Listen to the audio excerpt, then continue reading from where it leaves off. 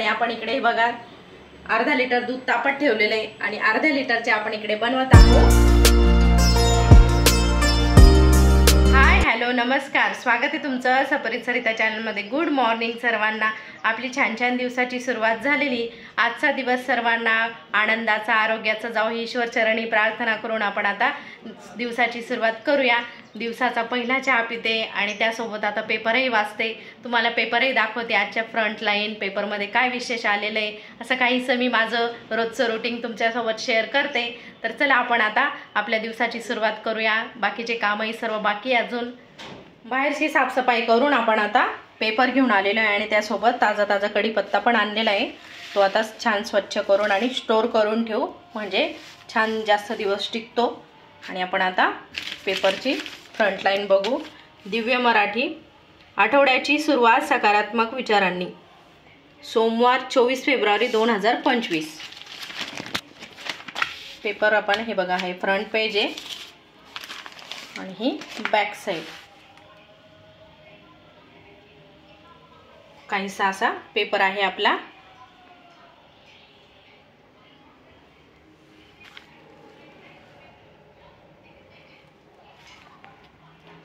आणि इकडे पुरवणी आपली, नाशिक जिल्हा।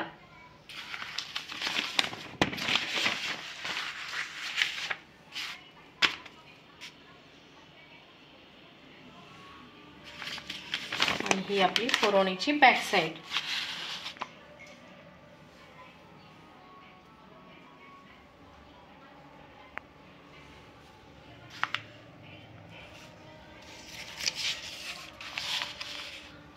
असं काहीसा पेपर आहे। आता पेपर ठेवून देऊ आणि चला आपण आता पुढचे कामं करून घेऊ। आता कढीपत्ताही स्वच्छ करून घेते। घड्याळमध्ये जवळपास 11:15 वाजत आलेले आहे आणि आपल्याला आता स्वयंपाक करायचा आहे। बाकीचे काम आवरले, आता स्वयंपाकाला सुरुवात करूया। आणि आज स्वयंपाकामध्ये बनवायचं आहे आपल्याला उसळ। इथे उसळ पाण्यामध्ये टाकून घेतलेली आहे। दुपारच्या जेवणामध्ये आपल्याला उसळ, भात आणि पोळ्या करायच्या आहे। तर हे बघा स्वच्छ अशी मोड आलेली उसळ आहे आपली। मिक्स आहे सर्व, त्यामध्ये वटाणा आहे, हरभरा आहे, मूग आहे, सर्व याला छान मोड आलेले आहे। आणि कुकरमध्ये आपल्याला त्याची एक शिट्टी करून घ्यायची, म्हणजे भाजी बनवायला सोपं जातं अगदी। तर आपण आता धुवून घेतलेली आहे आणि इथे कुकरमध्ये टाकून त्यामध्ये थोडंसं पाणी टाकू।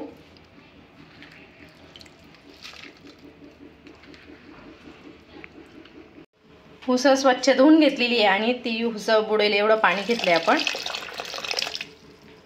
आणि त्यावर आपण आता अर्धासा चम्मच खडे मीठ टाकू।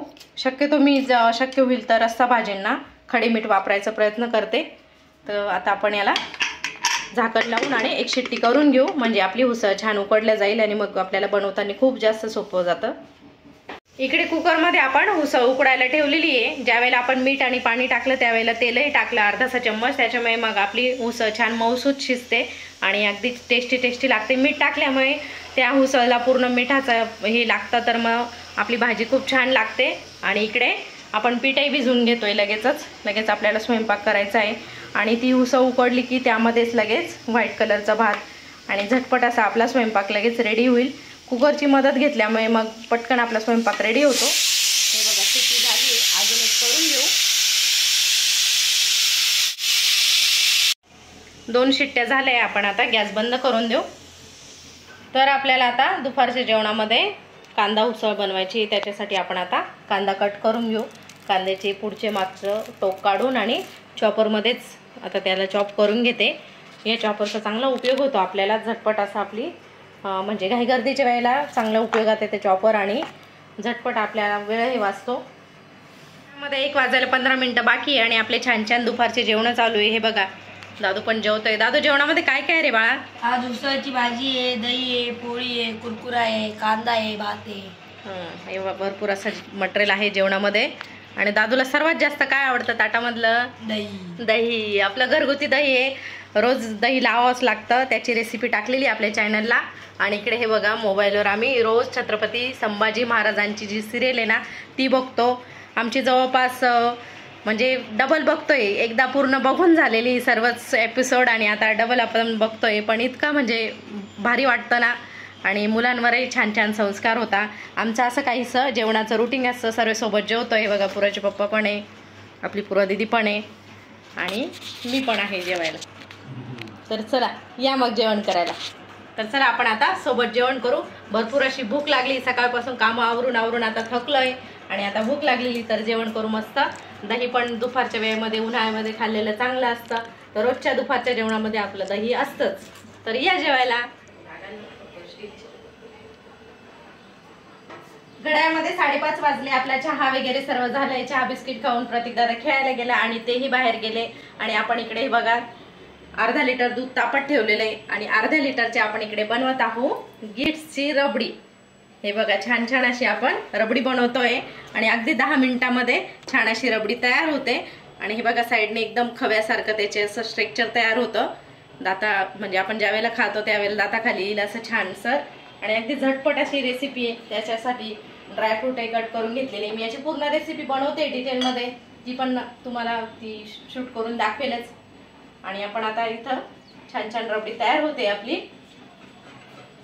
नंतर आपण फ्रीजमध्ये ठेवू आणि संध्याकाळच्या जेवणामध्ये एक नवीन असा स्वीट आयटम आपल्या दादूला खायचं होतं. दादू बोलला रबडी खायची, तर मग किराणा आणायला गेलो त्यावेळेला स्टोअरमधून घेऊन आलेलो इन्स्टंट रबडी बनवू आपण आता आणि बघू कशी बनते. मी तुम्हाला त्याचा रिव्ह्यू पण देईल.